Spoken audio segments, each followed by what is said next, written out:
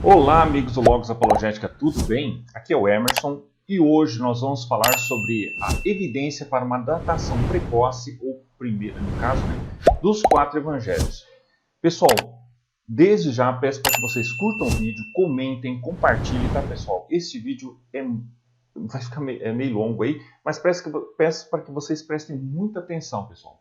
Neste vídeo nós também vamos responder lá, né, o Antônio, né, que falou lá sobre a farsa da Bíblia, tentando alegar que os papiros, né, são mais tardios, foram escritos no Egito. Nós também vamos responder a isso, tá bom, pessoal? Peço para vocês, desde já, cliquem no sininho da notificação, tá bom, pessoal? Cliquem aí para receberem as notificações sempre que nós publicarmos vídeos aí, tá bom, pessoal? Então aqui nós vamos falar sobre isso. Pessoal, prestem muita atenção, tá? Espero que fique bom, vocês gostem, porque realmente é uma aula, tá? Vou dar aqui muita informação legal e vocês vão gostar, tá? Informação acadêmica, tá? Que ao contrário do amigo lá, que não cita fontes, né? O máximo que cita é o livro do Bart Ehrman, mas é engraçado que esses ateístas e céticos, eles não falam de outros estudiosos que respondem a eles, né? Que respondem também, né? O Michael Licona, Daniel Wallace, né? Cadê? Eles não falam disso, né? Então, ele fala assim, como se a academia falasse, ele fala como se fosse uma unanimidade. Não é, pessoal. Né? Nós vemos que há muitas evidências aqui. Então, nós vamos ver as evidências para a datação primitiva ali do Novo Testamento e que sim, a Bíblia é confiável, né? E é transmitida corretamente, não tem essa questão de essa teoria de conspiração de que copistas, escribas alteraram e tudo mais. Tá bom, pessoal? Então é o seguinte, eu vou passar aqui para vocês, né, aqui no caso do vídeo. Né?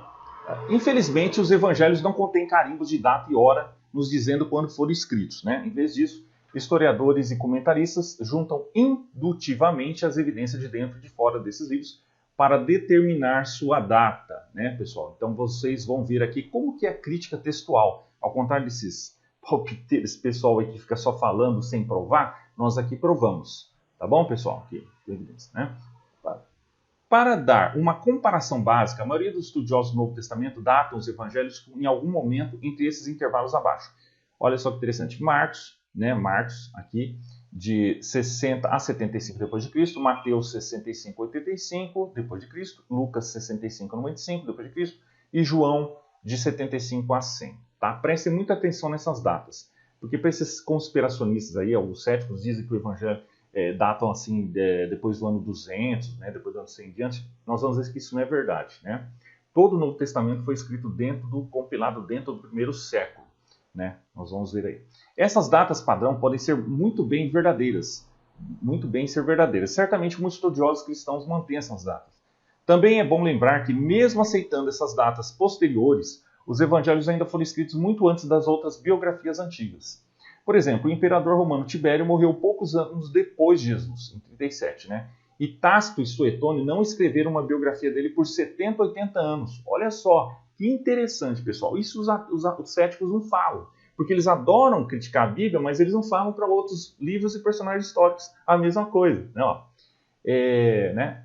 Aqui.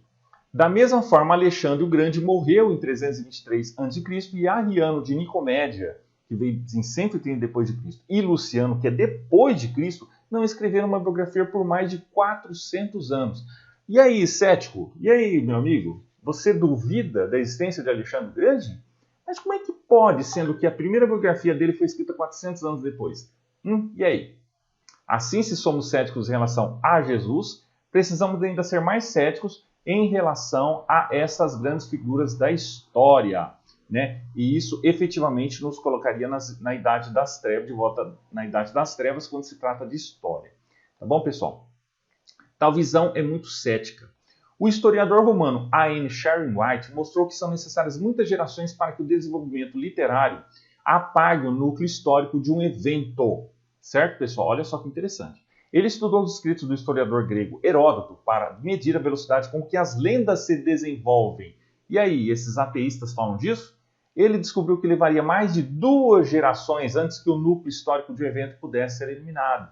Né? Ao aplicar suas descobertas ao Novo Testamento, ele disse que é inacreditável Essas fontes, pessoal, que são muitas fontes que você está aqui, estão na descrição, tá bom, pessoal? Apoie o canal aí, pessoal. Dê uma força no meu canal, curta, comente, compartilhe, porque aqui eu posto verdade, pessoal. Não esses palpiteiros aí de YouTube, pessoal. Aqui eu posto informações. Não. Tomá-las como meras lendas, né? Olha só. Embora exageros e enfeites possam se filtrar ao longo do tempo, seu ponto é que leva muito tempo para que eles substituam os próprios eventos historicamente centrais. Dito isto, ainda mantemos a convicção de que é um caso de evidência muito bom para a datação precoce, primitiva, né, dos evangelhos. Desenvolveremos nosso caso começando com as datas máximas tardias e em seguida avançando passo a passo para uma datação muito precoce para essas biografias de Jesus de Nazaré. Pessoal, isso aqui é uma aula, tá? E peço para que vocês tenham paciência, assistam e comentem, tá bom? Isso aqui é uma aula, pessoal. Não dá para fazer um vídeo rápido, muito rápido sobre isso, sendo que eu tenho que citar aqui. Então, aqui é uma aula. E se vocês quiserem se aprofundar, certo, pessoal? Se aprofundar nos estudos, nós recomendamos os cursos e métodos aqui, o treino na descrição. Nós temos aí excelente parceria com a Universidade da Bíblia, interdenominacional, tá bom, pessoal? Para todos os interessados. Temos excelente combo acadêmico em teologia, recomendo somente pelo link oficial aqui, e assim vocês adquirindo, fazendo o curso, que tem milhares por meu link, vocês patrocinam o meu canal e assim eu trago mais vídeos aqui, tá bom, pessoal? Incentiva. Tá bom? Tem outros aí e vocês podem escolher de acordo com a necessidade de vocês, tá bom? Evidência manuscrita inicial. Os estudiosos do Novo Testamento, quase sem exceção, concordam que os evangelhos sinóticos, por exemplo, Mateus, Marcos e Lucas, são anteriores ao evangelho de João. Embora João afirme ser uma testemunha ocular, não era incomum que gerações anteriores de críticos datassem João tão tarde quanto 150 d.C. Eles alegaram que João foi realmente escrito por seus discípulos, né? A escola joanina de Alexandria, no Egito.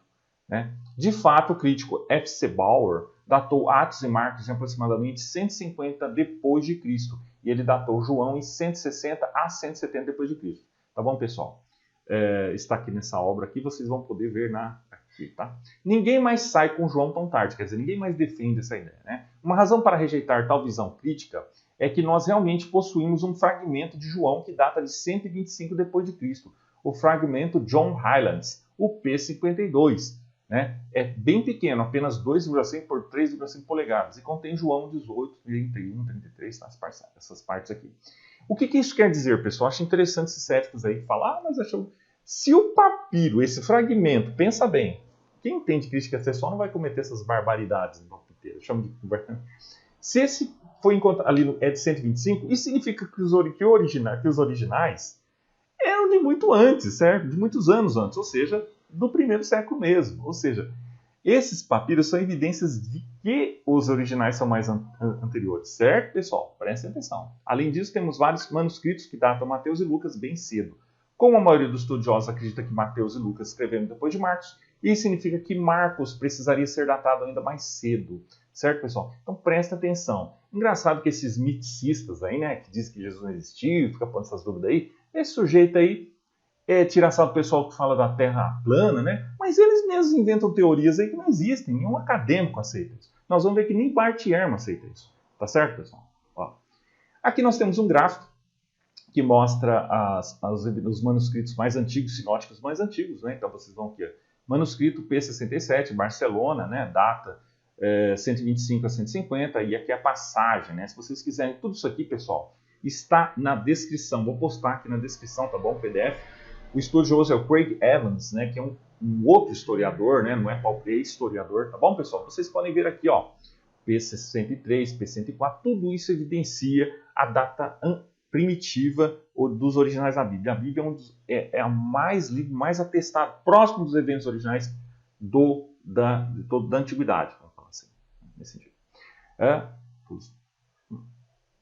Praticamente todos concordam que Marcos escreveu primeiro. Mateus e Lucas tomaram emprestado de Marcos e, por último, João escreveu esse evangelho. Então, se pudermos determinar uma data fixa de João, isso significa que os evangelhos sinóticos devem ter sido escritos ainda antes. Uma vez que temos um manuscrito existente de João que data de 125 d.C., isso deve significar que João escreveu esse evangelho no primeiro século depois de Cristo. Esses manuscritos adicionais de Mateus e Lucas apenas aumentam o caso de que os evangelhos datam do primeiro século depois de Cristo. Citações iniciais dos padres da igreja. Olha, dos pais da igreja, né? Os historiadores referem-se aos primeiros líderes, pensadores e escritores cristãos como os pais da igreja.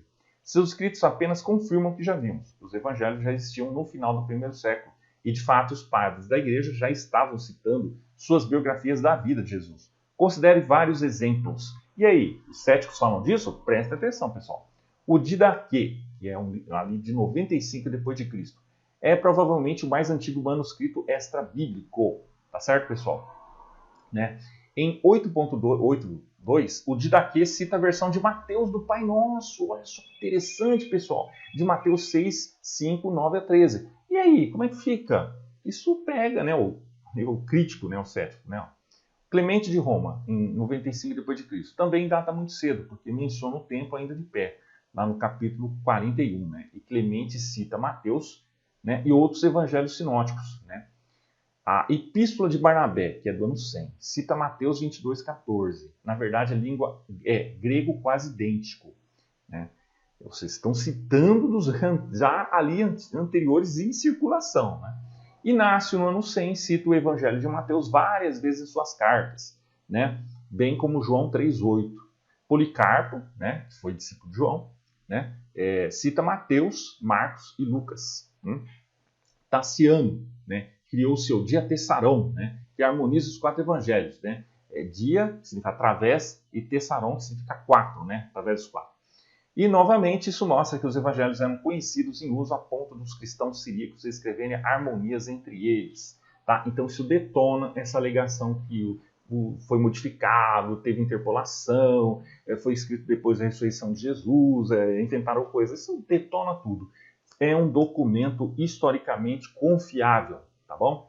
Novamente, isso colocaria os evangelhos pelo menos no primeiro século depois de Cristo. Nada disso é controverso nesse momento. De fato, Bart Ehrman, que esses céticos gostam de citar, diz que a maioria dos estudiosos concorda com a datação dos 4 evangelhos no primeiro século. E aí, será que o amigo lá fala isso? Será que fala isso? Mas podemos datar os evangelhos ainda mais cedo? Datação precoce ou inicial para o livro de Atos. Né? Quem escreveu Lucas também escreveu Atos. Na verdade, praticamente ninguém disputaria essa observação básica. Basta olhar para a introdução de cada livro e notar as semelhanças entre os dois. Aqui, pessoal, deu uma quebradinha aqui, tá? Mas se vocês quiserem, eu posso passar. Esse artigo vai estar no Logos, tá bom? Tá? Para melhor pesquisa, tá bom? Então aqui vocês podem ver que é a comparação de Lucas e com Atos, tá bom? Aqui vocês podem ver Lucas e Atos, certo? Para escrevê-lo, para você em ordem consecutiva, excelentíssimo Teófilo. Lucas entrevistou testemunhos oculares. Lucas estava ali perto dos eventos, né, acontecerem ali no caso. Né? Uma vez que Atos é continuação de Lucas, então isso deve significar que Lucas é anterior a Atos. E se Marcos é anterior tanto a Lucas quanto a Mateus, então isso dataria Marcos ainda mais cedo. Portanto, se podemos datar Atos ainda mais cedo, podemos datar, né?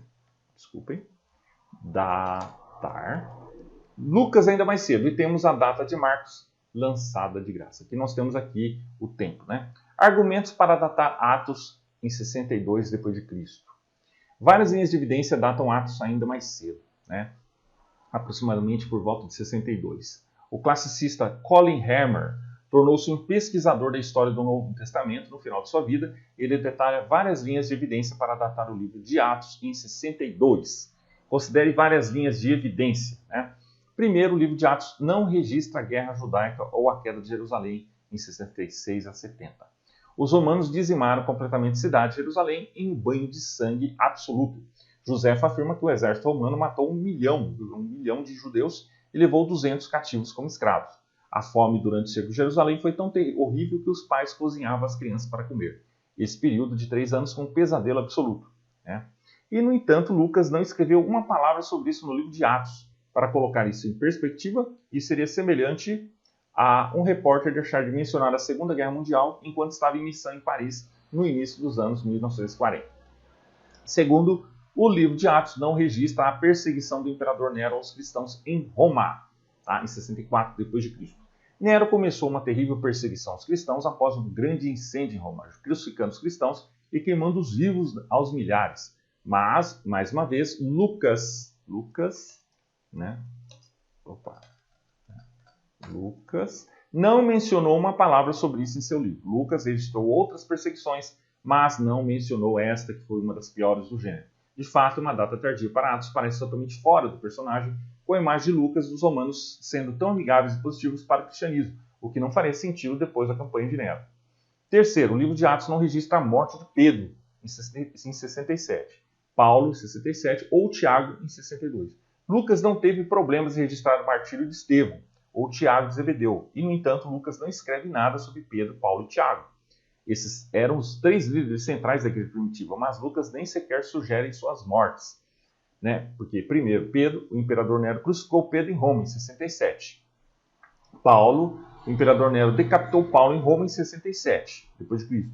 Tiago, meio-irmão de Jesus, primo, né? O historiador romano Joséfo registra que o Sinédrio mandou apedrejar Tiago até a morte. Autores cristãos posteriores acrescentam que Tiago foi lançado do pináculo do templo e espancado até a morte com um porrete. Joséfo registrou a morte de Tiago, mas Lucas não. Vários autores cristãos registram a morte de Pedro e Paulo, mas novamente Lucas nem sequer deu a entender. Tá, pessoal? Olha só que informações interessantes. Né? Quarto, Atos apresenta disputas teológicas que só seriam questões antes de 70 depois de Cristo. Por exemplo, Atos 15 centra-se na questão de saber se os gentios devem ser circuncidados. Mas depois de 70 depois de Cristo, a maioria dos cristãos judeus infelizmente se foi e o cristianismo centrado nos gentios cresceu exponencialmente. De fato, os evangelhos são completamente judaicos, mas o judaísmo e o cristianismo se afastaram radicalmente após 70 depois de Cristo. Tá bom, pessoal? Antes, deixa eu mostrar uma coisa aqui.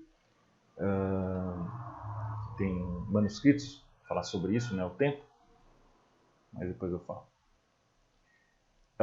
Quinto, Atos enfatiza a proteção legal do cristianismo sobre o judaísmo. Antes da Guerra Judaica, de 66, o judaísmo era uma religião legal, mas depois os romanos revogaram esses privilégios. Por que então Atos derrama tanta tinta, para demonstrar que o cristianismo é uma religião legal como o judaísmo, né?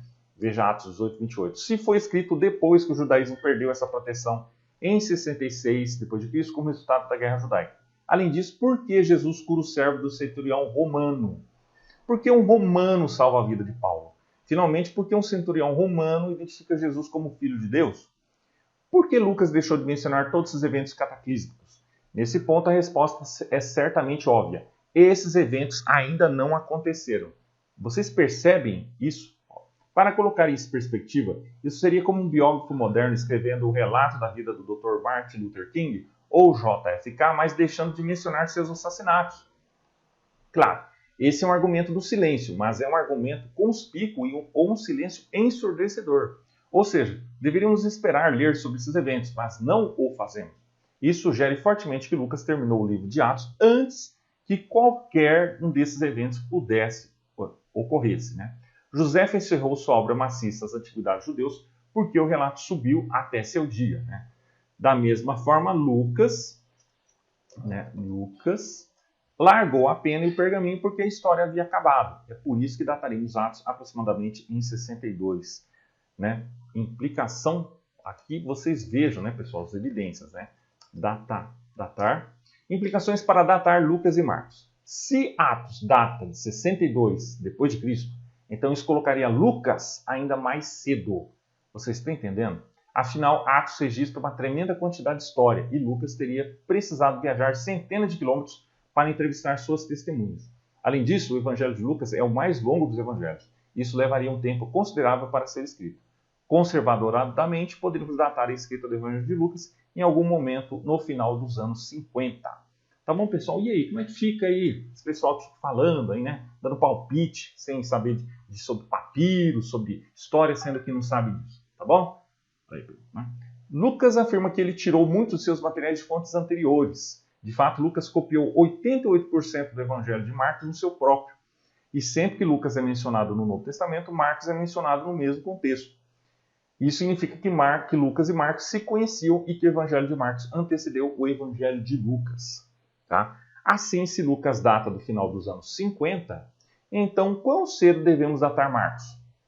John Wenham, né, data Marcos em meados dos anos 40, né, depois de Cristo. E até mesmo o crítico James Crossley, cofundador do altamente cético Seminário Jesus, data o livro do final dos anos 30 ou início dos anos 40.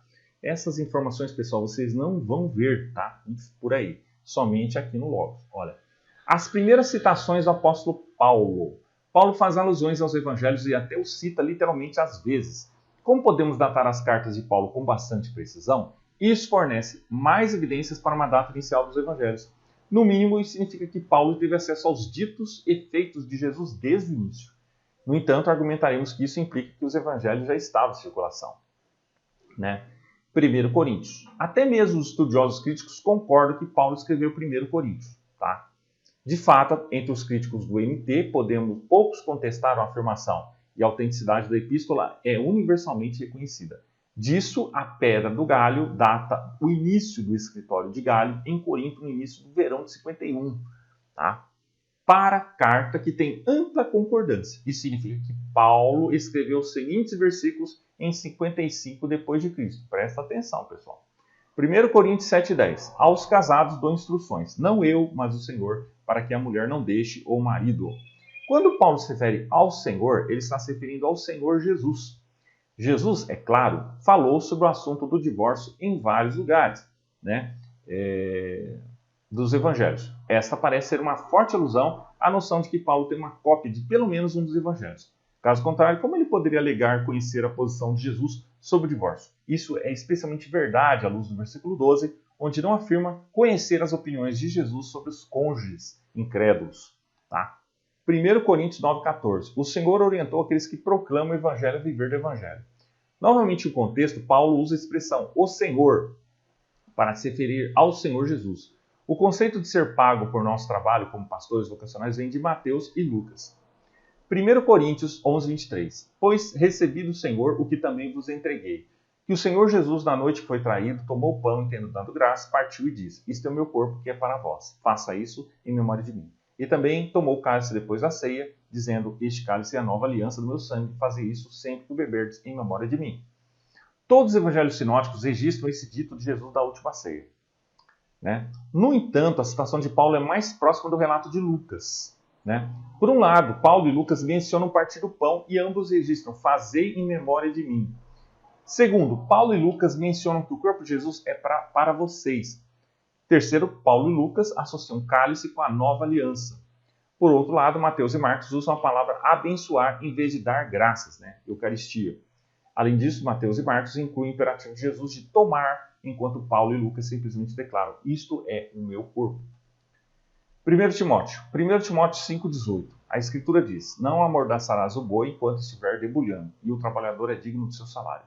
Novamente, Paulo cita do Evangelho de acordo com Lucas, O trabalhador é digno do seu salário. De fato, o grego é exatamente paralelo e é uma replicação exata de Lucas 10:7, enquanto a passagem paralela em Mateus 10:10 é ligeiramente diferente. Aliás, aproveitando aqui, pessoal, recomendo, o Logos recomendo aqui os cursos de hebraico e grego, estão na descrição. Lembrando, pessoal, tudo que vocês adquirirem pelos links da descrição, podem ser cursos, livros, vocês me patrocinam, pessoal. Dê uma força aí, tá bom? Se você não adquirirem, divulgue aos interessados, divulgue seus grupos, tá bom? Isso me ajuda, pessoal, tá bom? Lucas 10:7. Axios gar rehat estou mistou autou. 1 Timóteo 5:18. Axios rehat estou mistou autou. Vocês podem ver no grego lá. O leitor pode não ter notado uma coincidência não intencional nessas afirmações acima. Os padres da igreja afirmaram que Lucas escreveu sob supervisão de Paulo. Em suas cartas, Paulo cita regularmente o Evangelho de Lucas, não Mateus ou Marcos. Isso justificaria ainda mais a ideia de que Lucas escreveu seu Evangelho cedo, e ele fez ao lado de Paulo. Olha só, pessoal. Alguns críticos evitam essa evidência, alegando que um autor falso, isto é, um autor pseudepígrafo, escreveu 1 Timóteo, e ele escreveu isso muito depois do Evangelho de Lucas estar em circulação. No entanto, os argumentos que negam a autoria de Paulo não são convincentes. Então tem muitos argumentos para isso, tá bom, Paulo? Pessoal, objeção. Aqui vamos ver as objeções sobre isso. Os evangelhos não poderiam ter sido escritos antes de 70 porque Jesus predisse a destruição do templo. Jesus previu a destruição de Jerusalém e a destruição do templo judaico. Em relação ao templo judaico, Jesus disse que ficaria desolado. Ele disse: vocês veem todos esses edifícios? Eles digam a verdade, serão completamente demolidos, não ficará pedra sobre pedra. Em relação à cidade de Jerusalém, Jesus predisse que a cidade seria incendiada. Jesus advertiu seus discípulos: quando virem Jerusalém cercada de exércitos, reconheçam que sua desolação está próxima. Jerusalém será pisada pelos gentios. Os críticos do Novo Testamento argumentam que não podemos datar os evangelhos antes de 70, porque não havia como Jesus ter feito tais previsões. No entanto, esse argumento não tem muito peso. Vocês veem que Jesus previu mesmo. Primeiro, esta é realmente uma objeção filosófica injustificada e não histórica. Lembrando, pessoal, que esses céticos aí, esses ateístas do YouTube, eles partem do pressuposto naturalista, eles são naturalistas. Ou seja, eles tentam de toda forma negar que Jesus existiu, que a Bíblia é inspirada, tudo mais, certo? Afinal, se Deus existe e Jesus era quem ele dizia ser, então prever esses eventos com 4 décadas de antecedência não seria mais difícil do que prever o tempo ensolarado em Los Angeles. Os críticos do Novo Testamento podem estar certos de que Deus não existe, mas eles já ofereceram boas evidências para essa afirmação? Tá, pessoal?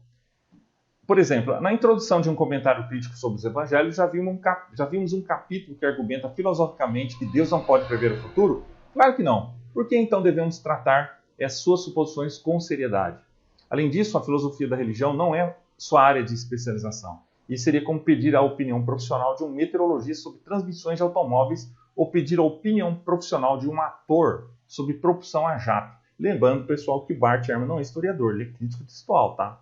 Embora eles possam ser perspicazes e até precisos em seus pontos de vista, eles estão simplesmente fora de sua área de especialização. Se devemos levar suas alegações a sério, eles precisariam oferecer evidências para apoiá-las, assim como qualquer outra pessoa. Os comentários críticos, no entanto, abundam com a suposição de antissobrenaturalismo, sem oferecer quaisquer razões para apoiá-los. Se vamos ouvir suas afirmações e posições, então precisamos ouvir seus argumentos. Tá bom, pessoal? Então prestem atenção. Tá? Em segundo lugar, os autores do Novo Testamento nunca registram o cumprimento dessa predição. Lucas registra o cumprimento da predição de Ágabo de uma fome sobre o imperador Cláudio. Está lá em Atos 11, 28. Mas ele nunca menciona o cumprimento da previsão de Jesus sobre o templo. É realmente surpreendente considerar que Lucas registraria o cumprimento de um não-nome, que não aconteceu, mas negligenciaria a menção das previsões mais famosas de Jesus para esse período de tempo. Tá? Terceiro, os judeus crentes na Bíblia sustentavam que Deus destruiria o templo se a nação fosse fiel. De acordo com as bênçãos e maldições da lei, havia uma tradição histórica de que a desobediência resultaria na destruição do templo. É por isso que os outros judeus estavam prevendo a destruição do templo já em 66 depois de Cristo. Portanto, não é difícil acreditar que um rabino judeu fiel como Jesus teria a mesma opinião. Sob essa visão, essas previsões seriam baseadas em convicções teológicas em vez de profecias inspiradas pessoalmente. Quarto, a história cristã ensina que muitos cristãos seguiram a predição de Jesus e escaparam de Jerusalém com vida. Por exemplo, Epifânio, no quarto século, escreveu: a seita nazarena existe em Bereia, Pela e em Baçã. Foi aí que a seita começou, quando todos os discípulos estavam vivendo em Pela, depois que se mudaram de Jerusalém, desde que Cristo disse que saíssem de Jerusalém e se retirassem, porque estava prestes a ser sitiada. Está lá nesse livro, Paná. Da mesma forma, Eusébio, do quarto século, declarou: o povo da igreja de Jerusalém foi ordenado por uma revelação concedida a homens aprovados lá antes da guerra para deixar a cidade e morar em uma certa cidade da Pérea chamada Pela. História da igreja. Essas declarações se encaixam na ideia de que os 4 evangelhos existiam antes da guerra judaica, em 66 e 70.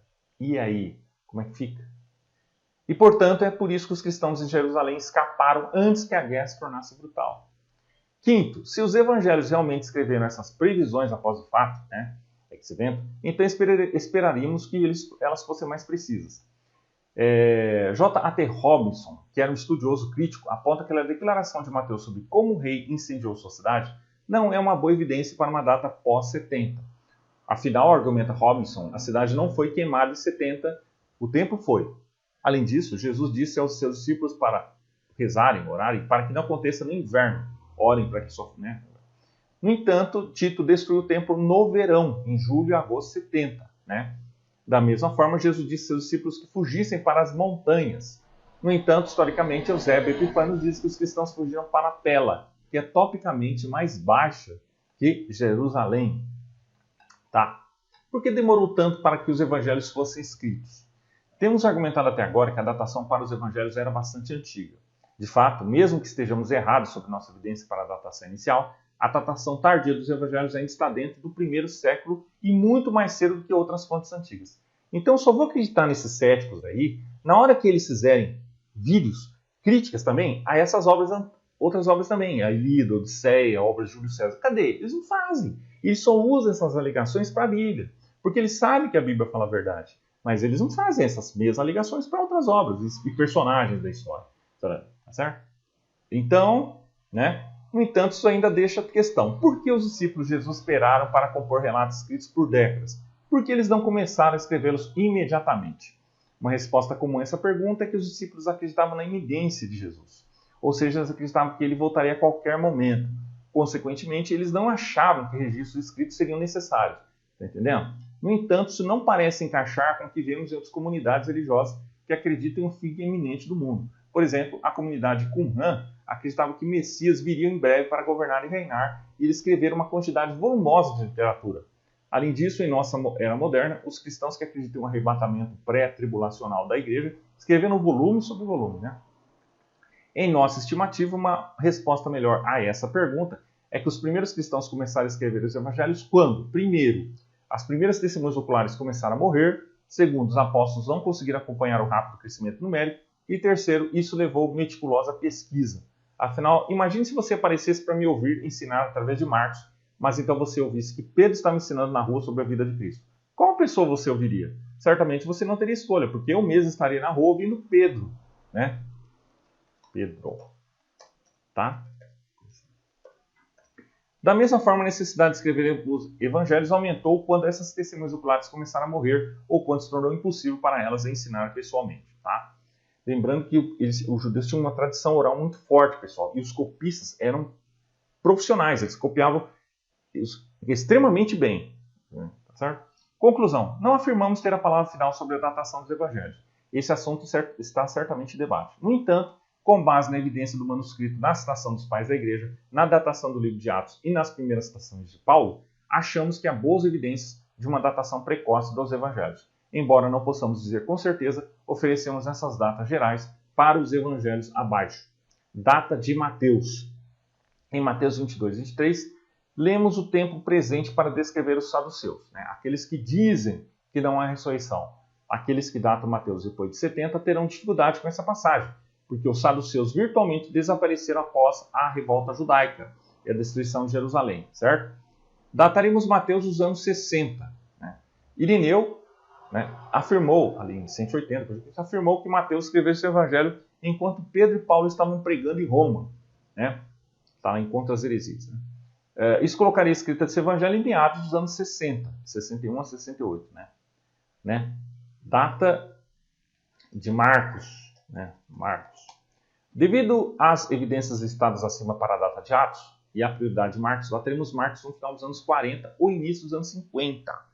Olha só, além dessa evidência, Pápias, afirma que Marcos tornou-se o intérprete de Pedro e ele escreveu com precisão, embora não em ordem, tudo que se lembrava do que foi dito ou feito pelo Senhor. Se Nero executou Pedro em 67, então o evangelho de Marcos seria anterior a essa época, enquanto Irineu afirma que Marcos transmitiu seu evangelho após o martírio de Pedro. Isso implicaria simplesmente significar que Marcos disseminou amplamente seu evangelho após a morte deles.